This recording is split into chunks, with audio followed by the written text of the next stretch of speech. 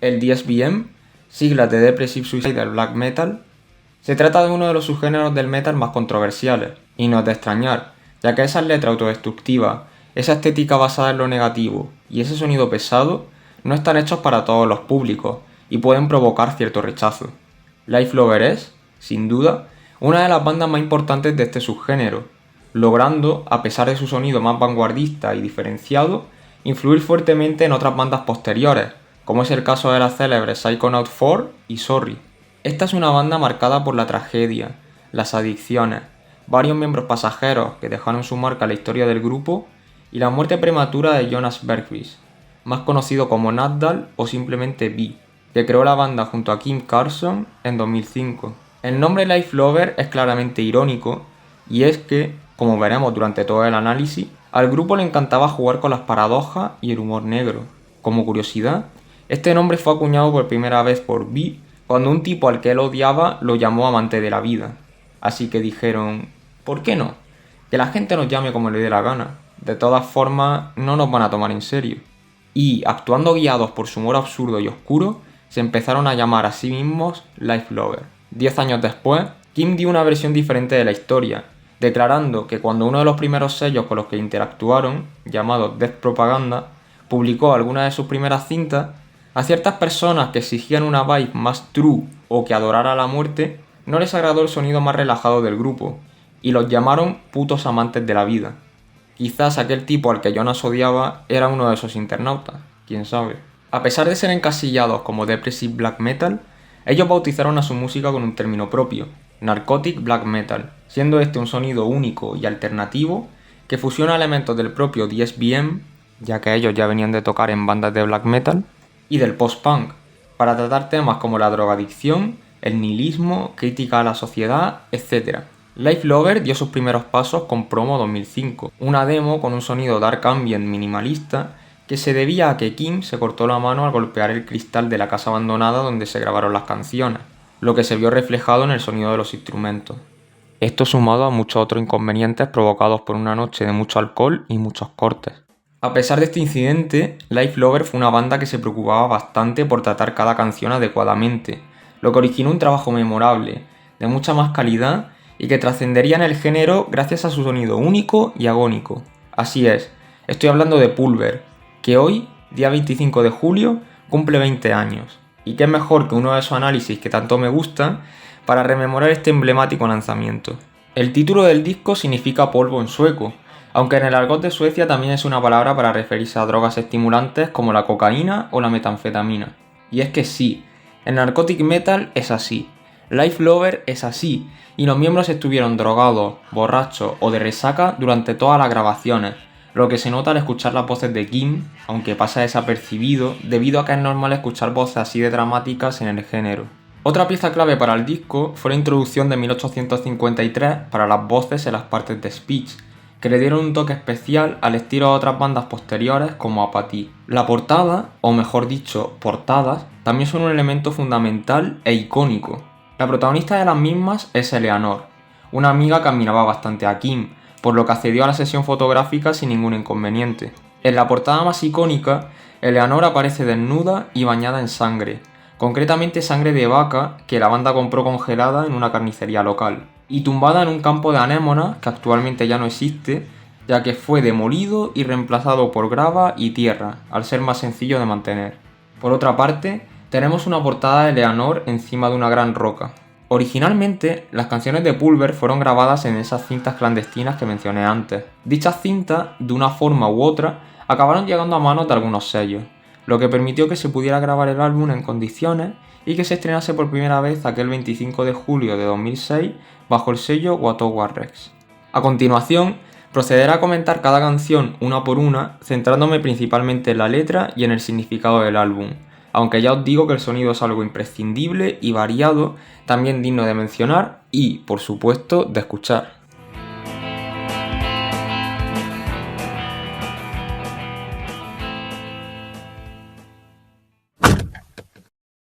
Nax Cod nos deja claro desde el inicio que este va a ser un disco lleno de contrastes, algo que también se anticipa viendo la portada. Y es que no es hasta casi el segundo 30, cuando Kim empieza a cantar, que te percatas de que esta no es una canción bonita o relajada. La canción trata la pérdida de la inocencia, y es una clara crítica a la sociedad desde una perspectiva nihilista. Se usan metáforas para hablar de una sociedad desgastada, descuidada y falsa, usando la palabra sueca mundiarre, que literalmente significa diarrea verbal y que se puede traducir como verborrea. Vamos, que la gente habla demasiadas tonterías. La cajera es una puta a tiempo parcial. Su amabilidad es sospechosa. La sociedad es retratada como vulgar, como una prostituta que además te miente, siendo la desconfianza hacia los demás parte de esa visión nihilista. La pérdida de la inocencia se ve reflejada en esas líneas sobre un oso de peluche que anhela realizar una felación, y en ese gato de juguete comiendo espaguetis, siendo estos contrastes incómodos, sin sentido y confusos. El sentido del humor de un niño sería a carcajadas. Los niños, al no ser de todo conscientes ni de lo que está bien ni de lo que está mal, pueden llegar a reírse de cosas grotescas o que simplemente no deberían ser motivo de risa. Al narrador le da igual la vida, y no le importa reírse de la tragedia, a la cual ve como algo inevitable de lo que no puede escapar. La crisis existencial está ahí, y esos últimos versos nos hablan de un caos que él mismo provoca y que bautiza a los niños. Niños que heredarán ese caos formando un ciclo vicioso al estilo de Heráclito del que todos somos culpables. Tras todo esto, el track finaliza con un fragmento de la canción infantil sueca Bomsika Bom de Astrid Lindgren, en concreto de la versión de la película Emil y Nonevaya, que en español se llama Miguel el Travieso. De nuevo, para reforzar ese contraste entre la infancia y lo macabro, para simbolizar el paso del tiempo y la pérdida de la inocencia. Atentos a Astrid porque es una escritora bastante clave para este disco. El nombre MS Salmonella proviene del MS Motorship Amorella, un ferry crucero que realiza rutas entre Finlandia y Estocolmo y que desde 2022 se llama MS Megavictoria. El nombre Amorella, que proviene del italiano amore, es sustituido por Salmonella, el género de bacterias que ocasiona la salmonelosis, una infección bacteriana gastrointestinal que provoca fiebre, diarrea, vómitos, etc. De nuevo, un contraste entre lo cálido barra bonito y lo grotesco, pero esta vez escondido en el propio título. En los primeros versos se trata de la drogadicción, presentándonos un escenario decadente y a un protagonista que se ve limitado por el alcoholismo y por ese odio a la sociedad. Este track también es el encargado de hablarnos de la autolesión, un elemento que, mediante esas vendas manchadas de sangre y pus, es presentado como algo asqueroso y decadente, pero que aún así tiene un algo que llama al narrador, quizás porque le hace sentir. Recordemos que se retrata a sí mismo como un zombie que recurre al alcohol y a la autolesión para sentir y o recordar que está vivo. En una entrevista para la revista Queens of Steel, la banda declaró que si le das una vuelta a su nombre, realmente tiene sentido. Y aunque es obvio que esto está relacionado con los muchísimos contrastes que encontramos en su obra, también puede ser que esas letras no sean una crítica a la vida en sí, sino una forma de abrazarla tal y como es. Ellos son amantes de la vida a su manera.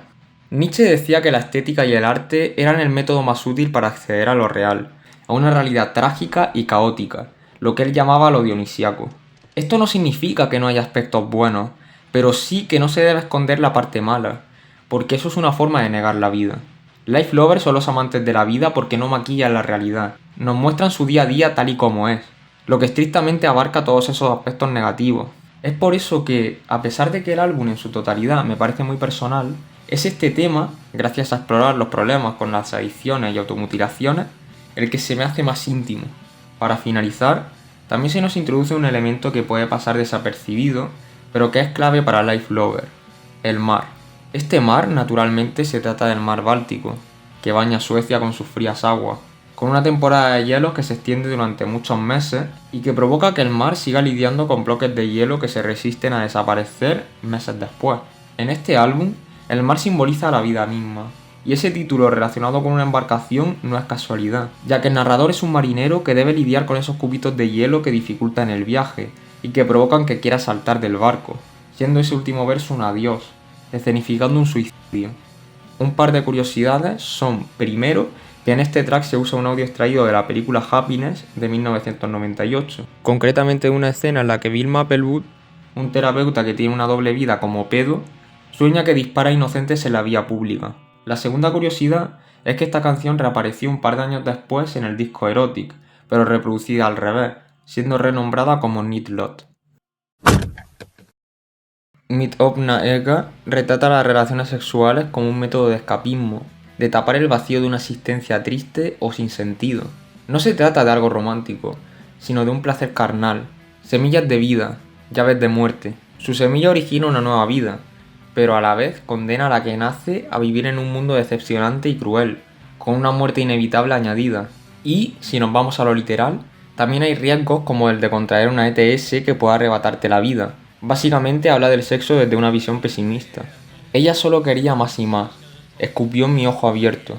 Cuando el narrador es consciente de la cruda realidad, esta última lo humilla escupiéndole. Así, el estar al tanto de lo que le rodea solo le acaba ocasionando dolor, un dolor que los placeres carnales tampoco pueden tapar. El título Amor, melancolía oscura es, de nuevo, uno de los clásicos contrastes de Light Lover, y nos anticipa el tema principal de la letra, una visión escéptica del amor. Aquí vuelve a usarse la metáfora del mar, navegando en él en un frágil bote.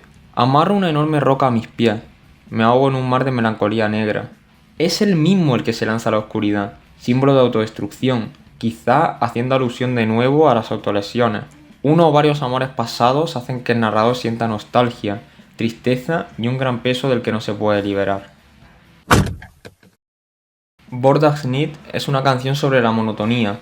La noche se nos describe como un momento triste, pero útil para descansar, y el amanecer se nos describe como el principio del caos. De nuevo, se nos habla de la sociedad, pero esta vez centrándose en la vida urbana, en las ciudades, un lugar donde las personas se sienten tristes, con vidas monótonas y sin ganas de un nuevo amanecer, sobre todo en un país en el que el sol escasea.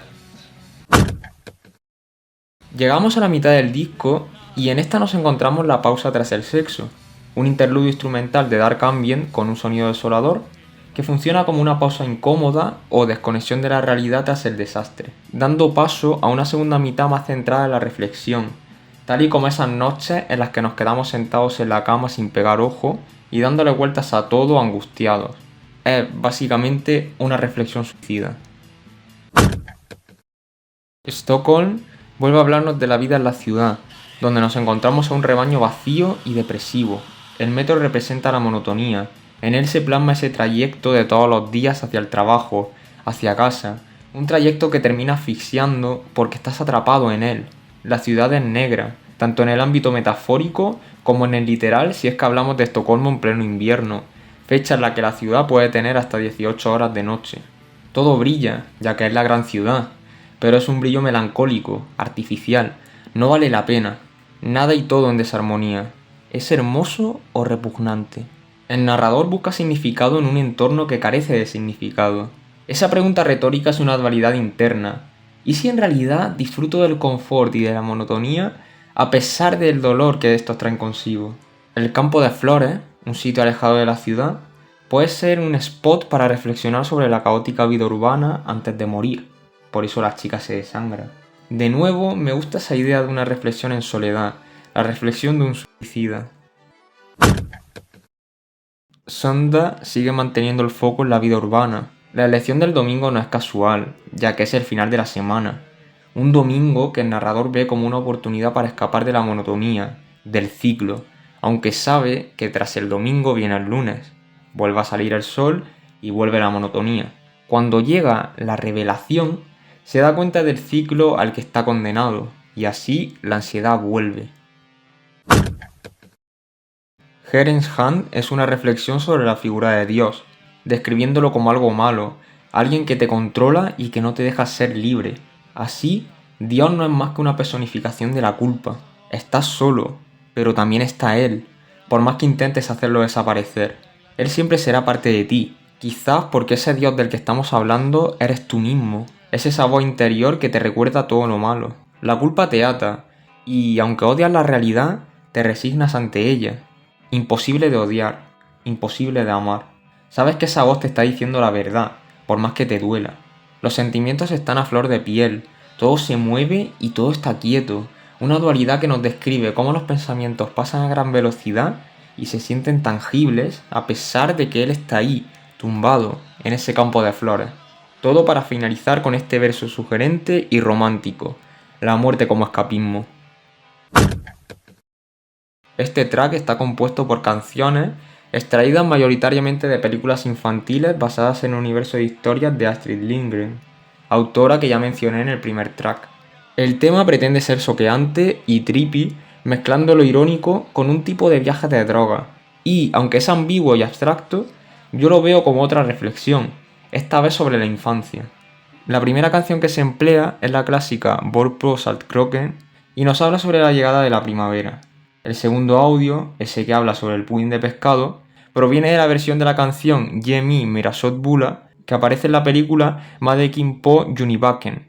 Y el tercer y último audio no es una canción, sino que se trata de un fragmento del audiolibro de la obra Alla vi barn y Bullerbyn, concretamente de justo el inicio del libro, donde Lisa, el personaje principal, se presenta.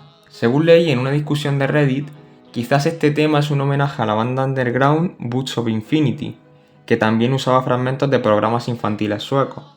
Aunque esto se trata de solo una especulación o un parecido, recuerdo que ese mismo usuario también hizo una reflexión sobre por qué lo hacían, y es que es una forma de revisar aquello que mirábamos de pequeños, pero desde otra perspectiva. En este caso desde una perspectiva macabra debido al sonido y ambiente del disco. Es como cuando ves un programa que veías de pequeño, pero ya siendo mayor. Lo ves con otros ojos, quizás lo recordabas de forma diferente, al igual que cuando rememoras momentos de tu infancia. No sé si me explico.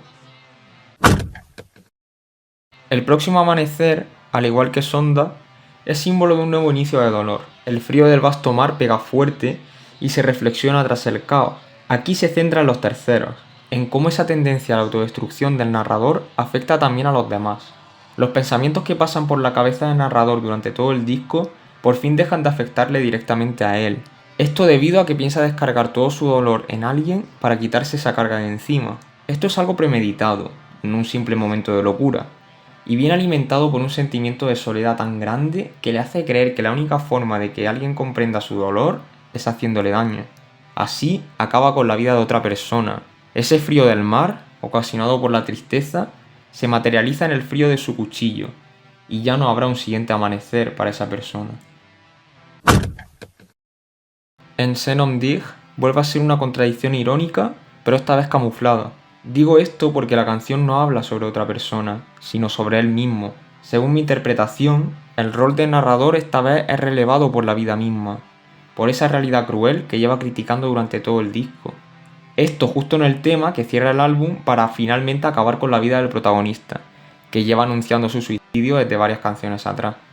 Cuando la vida lo apunta con su pistola, el protagonista llora por su madre, por lo que la vida se ríe de él, lo ridiculiza y le dice que ella se la robó.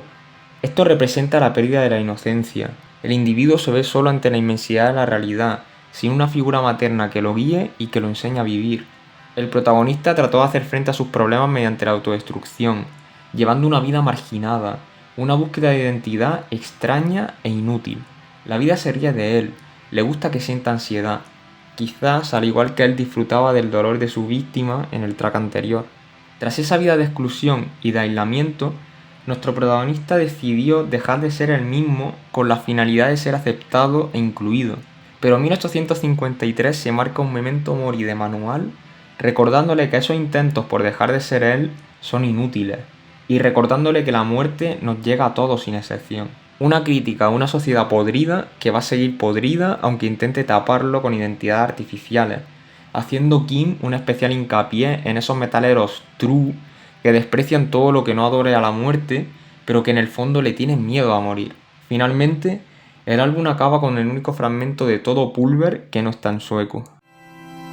Until the day you die, you will always be shit.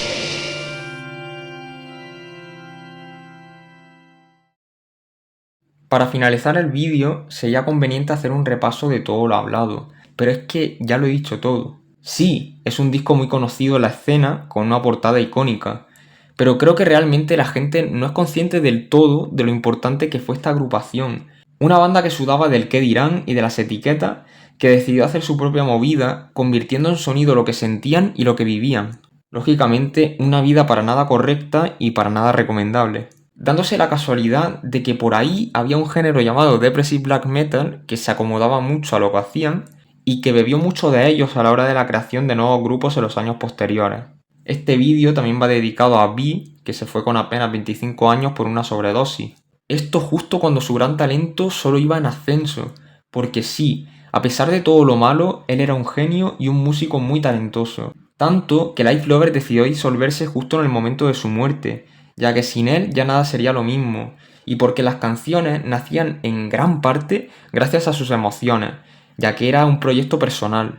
Si algún loco quiere que haga otro vídeo sobre Life Lover o DSBM en general, yo encantado, porque es un gusto culposo, pero que me lo ponga en los comentarios, claro. Y sin nada más que añadir, me despido. Nos vemos, putos amantes de la vida.